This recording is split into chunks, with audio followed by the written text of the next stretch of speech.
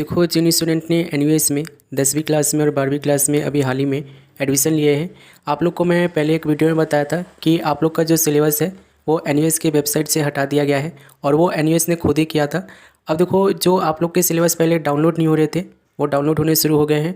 अब आप लोग आराम से अपने सिलेबस को डाउनलोड कर सकते हो और डाउनलोड करके देख सकते हो कि कितना सिलेबस आप लोग को पढ़ना है और कितना सिलेबस आपको नहीं पढ़ना है। चलो, मैं इस वीडियो में आपको ये भी बता दूंगा कि कितना सिलेबस आपको पढ़ना है, कौन कौन से चैप्टर आपको पढ़ने हैं और कौन कौन से चैप्टर आपको पढ़ने नहीं है, ये चीज़ यहाँ पे समझ लो।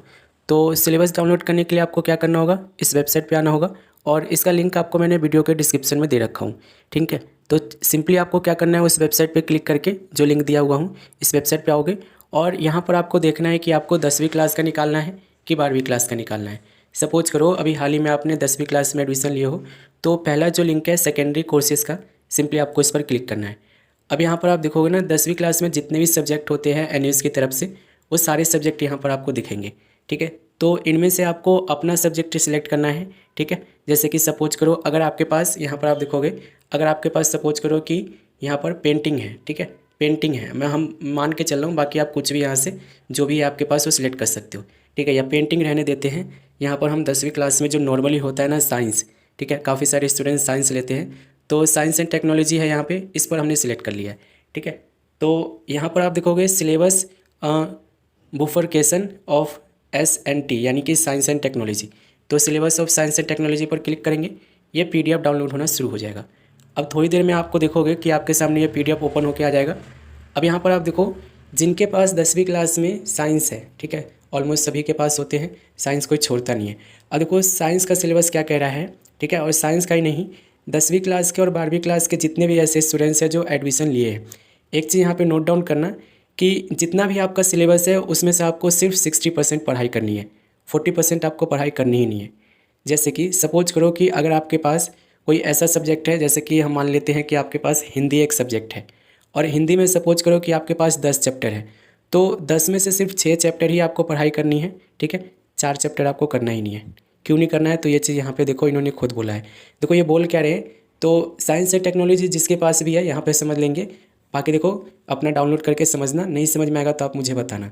तो साइंस एंड टेक्नोलॉजी में बोला गया है कि 40% सिलेबस जो है आप लोग का TMA में आएगा, यानी कि जो असाइनमेंट आप लोग बनाओगे उसमें आप लोग का 40% सिलेबस आएगा और 60% सिलेबस जो है ना आप लोग का थ्योरी एग्जाम में आएगा, जिसको आपको पढ़ाई करनी है।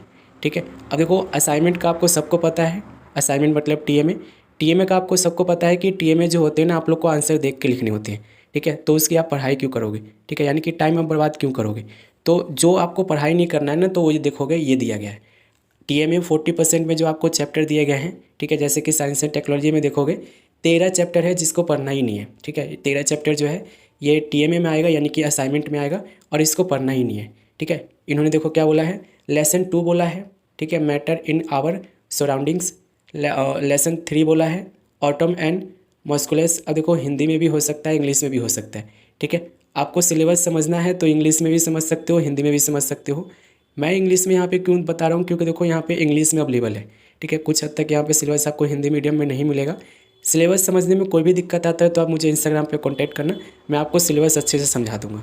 ठीक है, फिलहाल यहाँ पे समझो कि आपको कौन से चैप्टर नहीं पढ़ने हैं। तो TMA वाले में जितने भी चैप्टर आपको दिए गए हैं, जैसे कि यहाँ पर आप देखोगे टोटल 13 चैप्टर दिए गए हैं जिसको हमें पढ़ना नहीं है। ठीक है, ये सारे चैप्टर जो है असाइनमेंट में आएगा और असाइनमेंट का आपको पता है कि असाइनमेंट जो हमें आंसर देख के लिखना है, तो हम इस पर समय बर्बाद क्यों करेंगे। हमें पढ़ना क्या है, तो हमें पढ़ना ये है 60% सिलेबस, जिसमें टोटल 19 लेसन दिए गए हैं। ठीक है, तो साइंस वाले जितने भी स्टूडेंट्स हैं 10वीं क्लास वाले, आपको 19 लेसन पढ़ना है और 19 में से देखोगे तो यहाँ पर आप देखोगे पहला लेसन दिया गया है measurement in science and technology, जो कि आपको पढ़ना है। लेसन 5 यहाँ पे देखोगे ऑटोमेटिक स्ट्रक्चर। ठीक है, और लेसन 6 यहाँ पे दिया गया है पीरियोडिक क्लासिफिकेशन ऑफ एलिमेंट्स। ठीक है, 7th चैप्टर दिया गया है केमिकल बॉन्डिंग है और 8th चैप्टर है एसिड्स बेसिस एंड सॉल्ट्स। ठीक है, 10th चैप्टर है force and motion, 11th chapter gravitation है, वर्क एंड एनर्जी है, लाइट एनर्जी है और इलेक्ट्रिकल एनर्जी है, magnetic effect and electric currents यहाँ पे दिया गया है। तो ये जो चैप्टर आपको इसमें मिल रहे हैं ना पब्लिक एग्जामिनेशन 60% में, ये सारे चैप्टर आपको पढ़ने हैं। ठीक है, पढ़ना क्या नहीं है, तो TMA वाले में जितने भी चैप्टर आपको दिए गए हैं वो आपको नहीं पढ़ना है। ठीक है। अब देखो मैंने ये 10वीं क्लास का बताया है, एक 12वीं क्लास का ही बता देता हूँ। हालांकि देखो जो भी चैप्टर आपके हैं, ठीक है, मैंने आपको बता दिए हैं। आपको यहाँ से अपना सब्जेक्ट सेलेक्ट करना है उसका, ठीक है, जो भी सब्जेक्ट है आपके पास उसका मतलब निकालना है यहाँ से सिलेबस और देखना है कि टीएमए वाले में जितने भी चैप्टर है उसको आपको नहीं पढ़ना है, और जो पब्लिक एग्जामिनेशन जिसमें 60% लिखा हुआ है उसको आपको पढ़ना है, ठीक है। अब देखो 12th क्लास का मैं निकाल देता हूँ। यहाँ पर आप देखोगे सीनियर सेकेंडरी कोर्सेज, हम इस पर क्लिक करेंगे, ठीक है। यहाँ पर जो 12वीं क्लास में चैप्टर है जो एनयूएस आप लोग को ऑफर करती है वो आपको यहाँ पे देखने को मिलेगा, ठीक है। जैसे कि यहाँ पर आप देखोगे काफ़ी सारे चैप्टर है जो 12th क्लास में दिए गए हैं, ठीक है। ये सब ना एडमिशन के टाइम आपको ऑफर करती है एनयूएस, और आपको बोलती है कि जो सब्जेक्ट लेना है आप ले सकते हो। जैसे कि सपोज करो कि आपके पास बायोलॉजी है, आपने बायोलॉजी लिया है, ठीक है, मैं सपोज करके चल रहा हूँ, बाकी कुछ भी हो सकता है आपके पास, ठीक है। तो बायोलॉजी का हमने सेलेक्ट कर लिया सिलेबस। अब यहाँ पे देखोगे बायोलॉजी 314, इस पर हम क्लिक करेंगे और ये डाउनलोड हो जाएगा। ये डाउनलोड होकर हमारे सामने आ जाएगा, और इसमें भी यही चीज़ बोला गया है कि 40% जो है टीएमए में आएगा। टीएमए में आएगा मतलब कि हमें पढ़ाई करना ही नहीं है इसका, ठीक है। और 60% सिलेबस जो है यहाँ पे बोला गया है कि हमें पढ़ाई करना है, क्योंकि पब्लिक एग्जाम में आएगा। अब पब्लिक एग्जाम तो रिटर्न एग्जाम होता है, आप सबको पता है, ठीक है। इसके लिए आपको एग्ज़ाम देने जाना होता है, तो इसकी ही पढ़ाई करनी है। तो बायोलॉजी जिसके पास है 12th क्लास में, देखो ये चैप्टर देख लो जो पढ़ना नहीं है। Lesson 1, lesson 4, lesson 8, lesson 9, lesson 13, lesson 14, lesson 16, 18, 20, 24, 26, 27 और 29, ठीक है। ये जो है ना आपको पढ़ने नहीं है। पढ़ाई किसके करने हैं, तो ये देखो ये रहा पब्लिक एग्जामिनेशन 60% पे बोला गया है, जिसमें आपको बोला गया है कि लेसन 2, 3, 5, 6, 7, 10, 11, 12, 15, 17, 19, 21, 22, 23, 25, 28, 30 एंड 31, ये जो चैप्टर है ना आपको पढ़ने हैं। तो इसी तरीके से सभी का है, ठीक है। और 10वीं क्लास के स्टूडेंट्स हो या 12वीं क्लास के स्टूडेंट्स हो, ध्यान रखना 40% आपको नहीं पढ़ना है सिलेबस में से, और 60% आपको पढ़ना है। तो ये पब्लिक एग्जामिनेशन 60% में जितने भी चैप्टर है ना सिर्फ उस पर आप फोकस करो, उसकी आप प्रिपरेशन करो। बाकी जो ये टीएमए में 40% चैप्टर दिए गए हैं इसको आपको नहीं पढ़ना है, ठीक है। टीएमए तो आपको सॉल्व मैं भी प्रोवाइड कर दूंगा, ठीक है। तो उन सब के लिए आप मुझे कॉन्टैक्ट कर लेना।